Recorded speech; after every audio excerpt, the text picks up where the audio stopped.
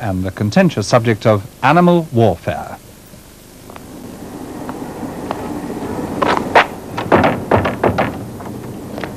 Hello 1, this is 3, your location now, over.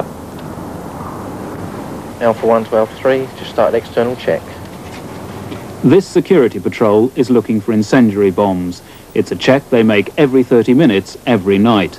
But this isn't Northern Ireland, it's South Coast seaside England, and this is a different kind of war, one fought with a strange new intensity.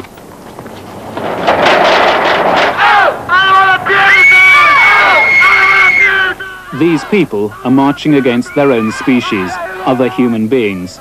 Their enemy is anyone who uses animals, whether for food or medical research. In a war, you have to take up arms and people will get killed. I can support that type of action by petrol bombing and by bombs under cars and probably shootings at a later stage of vivisectors on their doorstep. I can see that happening. It's a war and there's no other way that you can stop vivisectors. Tonight, Brass Tacks reports on the increasingly violent path of the animal rights movement. A new politics with a hard terrorist edge is struggling to be born.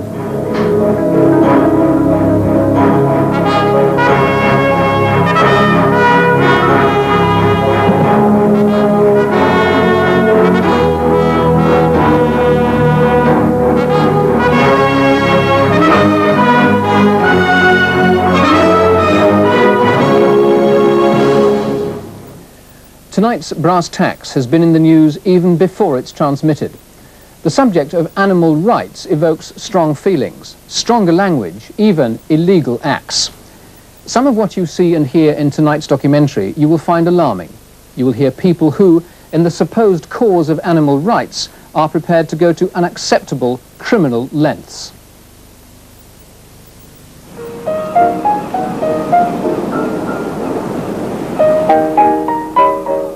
Brighton, the seaside resort, looks peaceful, rather genteel, the kind of town where the English love of animals has become more or less unavoidable. It's hard to get away from them. Down on the seafront, every glance confirms the great sentimental cliché.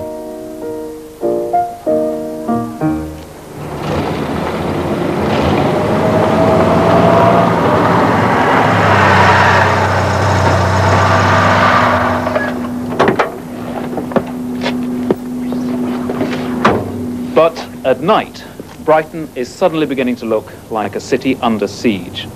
For the past 12 months, anyone whose business has got anything to do with the use of animals has been subjected to violent demonstrations, bricks through their windows, acid attacks, break-ins, and, as the owners of this firm of meat processors found out, firebombs. 2 months ago, in the middle of the night, the bombers struck without warning. 3 meat trucks were left as burnt-out wrecks. £25,000 worth of damage was done. For the men who work here, the morning brought shock and a genuine sense of confusion. We've never ever known anything like that before. Before that, it used to be paint and slogans over the depot walls, which you can cope with to a point, super glue in the locks. But this is like a terrorist act, and it was very frightening, very frightening. Often you get drivers down who stay overnight and some of them sleep in the cab. You can imagine if a driver was asleep in his cab and all of a sudden a bomb come through his window or something. I mean, they're talking about meat is murder. I mean, they could have killed a human.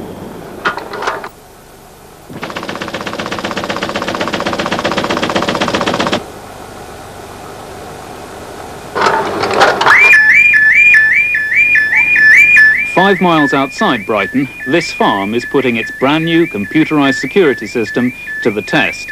It's not a luxury. Almost every other battery farm in the county has come under attack. 130,000 chickens are now protected from a raid worthy of the SAS. You call these people terrorists. Do you mean that? I do.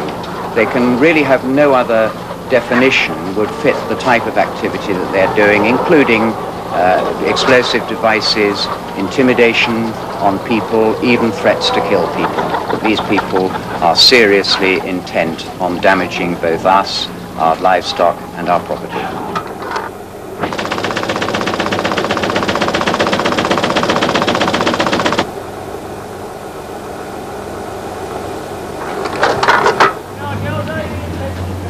In the town centre, the tactics of terror are simple but effective. In this one street, the local branch of Boots the Chemists, like many others, has been bricked. They sell shampoo tested on animals. The two butchers opposite have had their windows smashed many times over.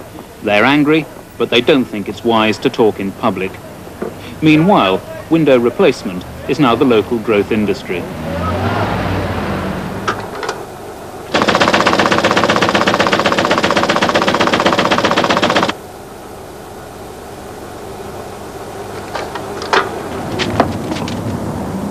There is a war going on in Brighton, and the more you look, the nastier it gets. In January, in a commuter village just outside town, it got very nasty indeed. The man who lives here had been sent a wreath. He'd been sent live rounds of ammunition. He's used to that. He imports monkeys for vivisection. But he hadn't expected what happened when a policeman stopped his daughter as she left for school. He came back into the house with her and said, I'm afraid we've had a report of a bomb in the area, and I've just looked under your car and there is an object underneath the petrol tank, and I think we're going to have to evacuate the house, which we did. Were you frightened? Personally, no, but I know that my children were frightened, yes. What effect has the bomb had on your children? Well, I think mainly that it's affected mainly my youngest daughter. We find it very difficult to get her to leave us and go up to her room. She constantly questions her mother as to what time she will be going to bed. And no matter what time of the night she does go up to her room, she's still awake, waiting for us to go up to the bedroom at night. I believe it scarred her, and I think it will take a long time for the effect to wear off, if it does.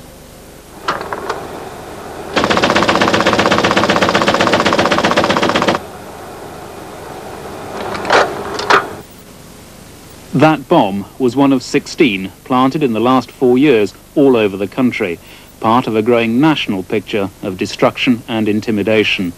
The animal rights activists now claim to carry out more than 2,000